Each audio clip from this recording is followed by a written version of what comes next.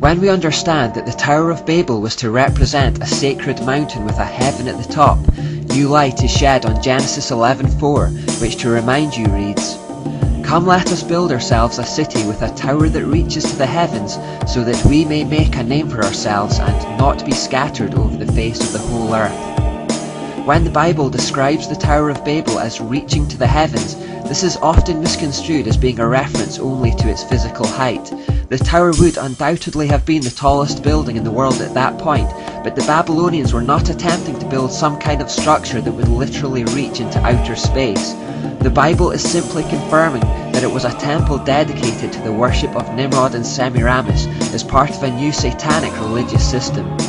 The temple or throne room at the peak of the tower may have been adorned with depictions of the zodiac, but we're talking about a metaphorical heaven rather than a physical one. It was heaven only inasmuch as it was the mountain where the gods of Nimrod and Semiramis sat. Many lesser ziggurats were built in the area and were given names like Temple of the Foundation of Heaven and Earth, or Temple which links heaven and earth, or Temple of the Stairway to Pure Heaven. And if that phrase made you think of a Led Zeppelin song, you're on the right track, but we'll get to that later. The Tower of Babel is also the origin of a symbol that almost everyone will be familiar with, particularly in the United States. This is called the all-seeing eye, and it stems from the idea in Babylon that King Nimrod, from his lofty vantage point in heaven, was keeping a watchful eye over everyone. This would strike a mixture of awe and terror into the citizens. There are a number of variations of this symbol.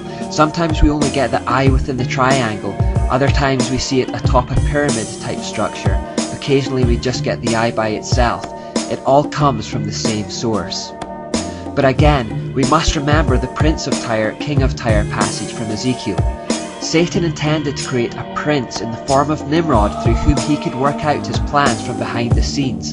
The false religious system that Nimrod and Semiramis would establish to direct worship to themselves would by proxy direct worship to Satan as the hidden hand behind it all.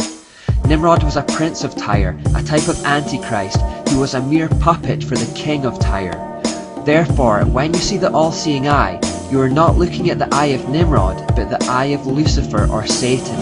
In everything we look at in this series, we have to remember to keep looking beyond the prince to see the king. Satan uses many vehicles, people, organizations and structures to carry out his plans, but we shouldn't lose sight of the one who is behind them all. If we analyse Genesis 11:4 still further, we can discover more about the tower.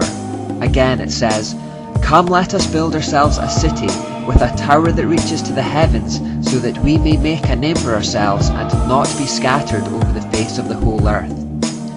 The first word they say to each other is "come," and this establishes a unity between them. There was a coordination in what they were doing. It was carefully planned and considered, and the project was undertaken in the full knowledge of what it represented. When they say "come" to one another, they are coming together for four things. Number 1, to build a city. Number 2, to build a religious temple. Number 3, to glorify themselves or to establish their name or reputation. And number 4, to stop themselves being scattered over the earth. We have already established that the city of Babylon was Nimrod's secular act of defiance against God, a kingdom of man, by man, and for man's glory. We have also already seen that the location is especially significant, as it was built on or near the location of the Garden of Eden, signifying an attempt to return there to create a new Eden, a new humanistic or satanic paradise separate from God. We have also already established that the tower was a religious temple built in the shape of a sacred mountain from where Nimrod could rule his domain. This brings us to point 3, their intention to make a name for themselves. The English translation again partially masks the true meaning of these words.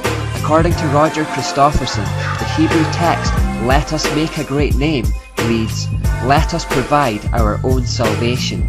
In other words, people were attempting to work their way to salvation independently of God. This is the mark of every false religion, the idea that you can provide for or work your way towards glory by your own efforts. Fourthly and finally, we also read that they were trying to stop from being scattered over the earth. This may appear to be a harmless desire that we should feel sympathy towards, but remember that God's original command to Adam and Eve which he had reiterated to Noah after the flood, was to multiply and fill the earth. I believe God at least partly gave this command because spreading and diversifying would militate against what Satan was trying to achieve, unity under his false religious system. When the people chose to come together in one location under one system of governance, that was itself an act of rebellion against God, especially since that location was back at Eden, from where man had been expelled. We now need to explore the Babylonian religion of the Tower in a little more depth.